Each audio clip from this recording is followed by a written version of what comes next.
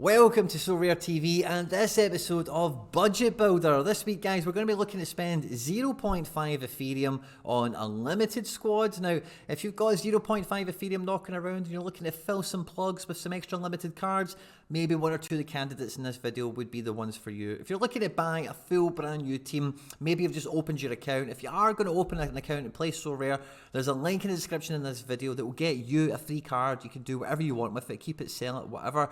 By signing up, hitting that link in the description and getting your free card, you support all the content here at the channel. So I thank you in advance if you do that. At any point in the video today, if you laugh, you learn, you like something or whatever, please do like and subscribe to the channel, share and retweet all the posts, all that good stuff. Stay out of trouble, and let's get stuck into it.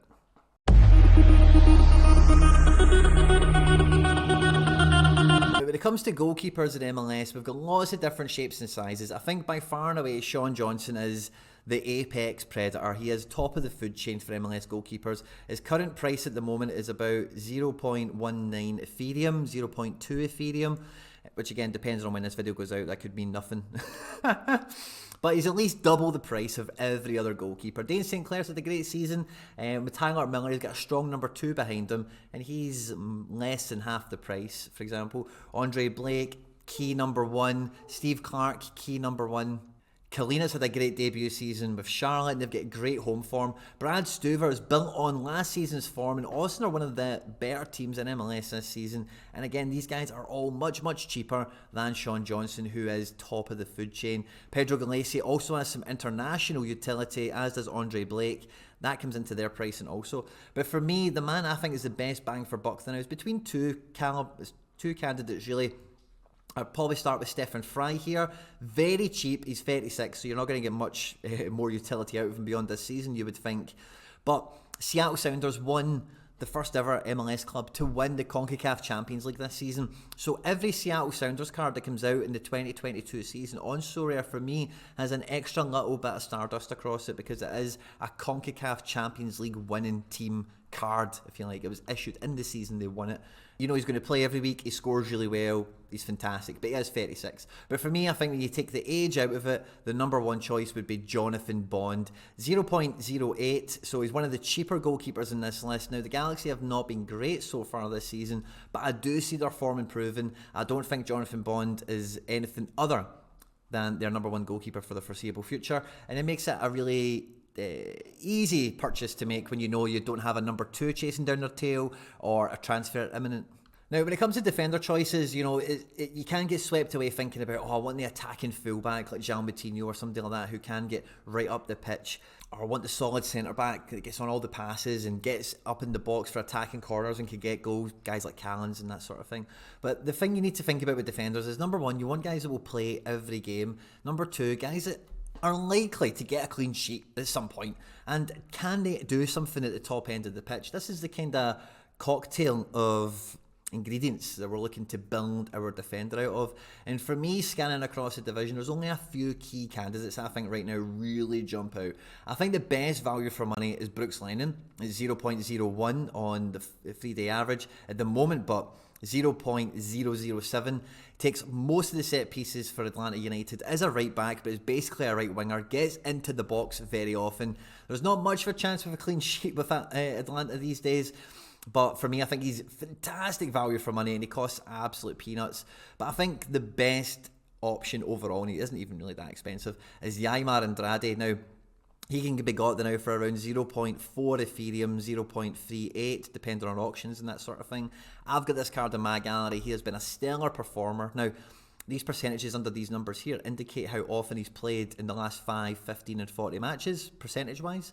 And he has had some injuries and stuff, but they're all kind of by him now, and I think he's the best defender card in MLS. He's the one I would have the most faith in. It feels like if you are a Sorare player, you'll understand this, but it feels very Mickey Yaman of Kawasaki Frontales. Get that kind of vibe to me on Sorare. Now, midfield is probably where most of the budget's going to get spent. Carlos Gil by himself is around half an Ethereum, so we're not going to be squeezing one of him in. Ladero is older and does have his injury history and all that kind of stuff. I think Paul Arriola is probably one of the best cards we could be looking at, and his price is actually very generous, 0.08. Ethereum, which is absolutely nothing. Rodriguez is very exciting, but he's U23, and that makes his price a wee bit more expensive than what he should just be on his performance, because he has that extra utility. Lewis Morgan's a great shout at 0.03, very decisive, capable. He's the main man in the Red Bulls as well. Christian Roldan, along with Ymar, by the way. Like, for my MLS, I've got just a Seattle Sounders stack. I think Seattle Sounders top to bottom are like a rock solid outfit. You can just roll out every game week, and sometimes it'll hit, sometimes it won't, but there's not much drama with it. But I think the best bang for buck here is Marcelino Moreno. Now, he has featured on content quite a lot, and I think with that Atlanta, Joseph Martinez is coming back, Thiago Almada has hit the ground running, he's maybe got a wee injury there now, that sort of thing. Marcelino Moreno has all the underlying numbers. He's one of the most exciting players to watch in the division, one of the most overlooked players in the division as well, and we can now get 3 cards deep into a half an ETH budget, and with Marcelino Moreno, Ymar Gomez Andrade, who I make 2 of the best players in their position in the division, including a goalkeeper here, and we're not even broke $200. Now, MLS top to bottom has got stars in forward attacking positions. Lorenzo Insigne will soon be joining Toronto to be added into the mix. But there's lots of stars, lots of great cards here, lots of very productive forwards, guys that get goals, guys that get assists, guys that take penalties, all sorts of stuff. And you can see they all kind of vary in price, depending on profile, depending on age and form and all that kind of stuff. Jesus Ferreira is one of the apex predators in the division because of his set piece utility, and he is priced accordingly, and he has quite a chunky price, it must be said. But for me, as I look through this list, the striker I'd probably be the most excited to pick up at the moment within this budget that we've laid out would actually be Luis Araujo as well, of Atlanta United. It kind of goes well with the Marcelino Moreno, I suppose. But Luis Araujo is levels above MLS, and that really shows. I cannot wait to see Marcelino Moreno, Luis Araujo, Thiago Almada and Joseph Martinez, all 4 of them playing together. I think it will be frightening how many goals those guys could be picking up. And again, we get to this point here and we've only spent half of our budget, which means at this point, you at home, you could have 2 options. You could get another card in this kind of budget, like a Lewis Morgan, for example, and then you can just go and pad out 0.25. You basically just half your budget with a great starting 5, and you can then take the remaining budget and pad it out. But guys you like, guys that are backup options, guys that are speculative, oh, he's U23, maybe he'll come good, or that kind of thing. Who would we make captain? I guess we'd make Captain Morgan. And yeah, this team over the last couple of weeks would have got you into the prizes at least once, and that's with Marcelino Moreno dropping a 44, which is unlike him. And as I said, just with some of the fixtures, the way things have went, some of these guys haven't all quite hit together, but as you can see how close they're getting without all hitting together, that when they do hit, you know, that these guys are more than capable of getting into the prizes. But let's imagine we take that half a budget that we've got left and we go and get a marquee card to really put this 4 over the top. I would probably add into this Sebastian Druise. Now, Sebastian Druise is a 25-year-old Argentinian that moved to Austin from Zenit. The thing I like about him, along with Luis Araujo, and really the rest of this team, is they are all kind of 25 or older. They've been around. I'm not worried about any of these guys leaving MLS in the summer transfer window, and that kind of certainty to be able to plug and play that into the game weeks is priceless in some occasions. You know, if you were to pick up like a Castellanos, for example, or a Talis Magno, Jesus Ferreira, and then they move to Europe after you've bought them, you know, it will affect their price, and then it will scupper your plans. You won't be able to use them. So I do put a good bit of focus and onus on building these teams on certainty. I know they'll play, I know they're not going to move or whatever.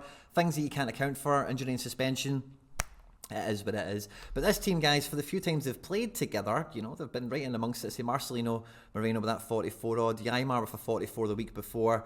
The week before that, Bond picking up an 18 and Druise not doing too well. So we're just waiting for that little bit of correlation to come through, and this is a powerhouse team for half an ETH, certainly. Let me know for this last spot here, you've got a quarter of an ETH. Who would you add in? Let me know in the comment section down below. I hope you've enjoyed this one, guys. Don't forget to like, subscribe, and share and retweet and all that good stuff. Stay out of trouble, and I'll catch you on the next one. Take care. Bye-bye.